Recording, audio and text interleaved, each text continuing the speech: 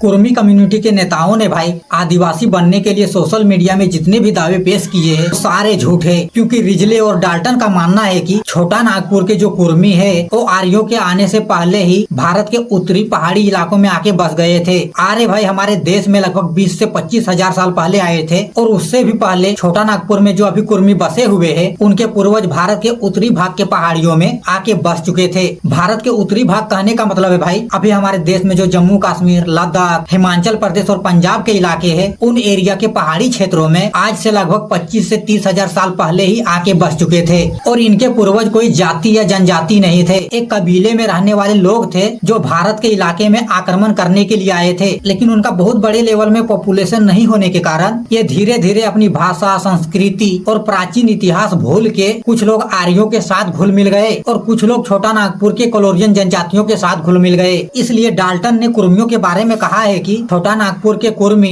आर्य plus कोलोरियन जनजातियों का मिश्रण है। और जैसा कि ये दावा करते हैं कि हमारा डीएनए 60,000 साल पुराना है, ये एक नंबर का झूठ बात है, क्योंकि इनके डीएनए में आर्य प्लस कोलोरियन जनजातियों का डीएनए पाया गया है। इनके डीएनए में 10 से 15% कोलोरियन जनजातियों का डीएनए है और आर्यों का 60 से 70% डीएनए पाया गया है। और ये बात भाई भारत सरकार ने 2020 के जीआईपी रिपोर्ट में कहा है। और ये कहीं से भी आदिवासी नहीं है, बस इनके नेताओं ने इनको राजनीति के चक्कर में चंग भंगा के रखा है। और अभी दीपक पुरनियार जैसा कि दावा करते हैं कि काशीपुर का राजा और पंचकोट का राजा कुर्मी था और उनके कहने पर ही 1913 के उत्तराधिकार अधिनियम से 13 जनजातियों को छूट मिला था, ये भी बात झूठ है। पहली बात तो काशीपुर का राजा या पंचकोट या पंचेत का राजा जो था वो कोई जनजाति नहीं था, वो क्षत्रिय राजपूत था। और 1931 के कुर्मी क्षत्रिय महासभा में जिन्होंने सारे कुर्मियों को एक करके क्षत्रिय बनाया वो पंचेत का ही राजा था। पंचेत का जो 67वें नंबर का राजा था, राजा ज्योति प्रसाद सिंहदेव, उन्होंने ही 1931 के क्षत्रिय महासभा में सारे कुर्मियों को क्षत्रिय बनाया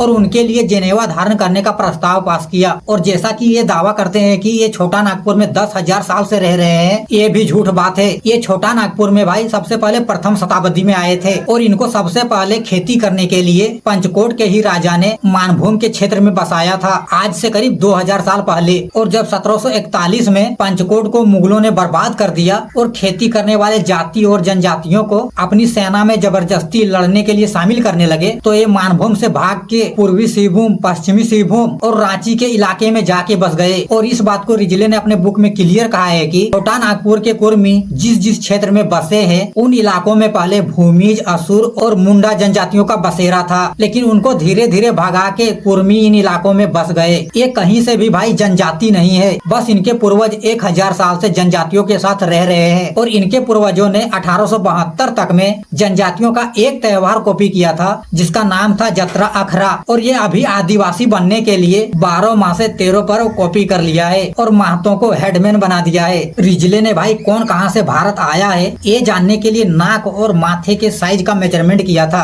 और इसी के आधार पर रिजले ने नस्ल इंडेक्स तैयार किया था। और छोटा नागपुर के कुर्मियों का नाक और माथे का साइज नापने के बाद छोटा नागपुर के कुर्मियों के बारे में रिजले ने लिखा है कि छोटा नागपुर के कुर्मियों का अल्पाइन माइग्रेशन हुआ है। कहने का मतलब है भाई कि ये लोग यूरोप और मध्य एशिया से भारत आए थे और इनका डीएनए भी वहीं के डीएनए से मैच करता है। तो भाई नेक्स्ट वीडियो में हम छोटा नागपुर के कुर्मियों के बारे में थोड़ा और कुछ जानेंगे। तब तक के लिए जय हिंद, जय भारत।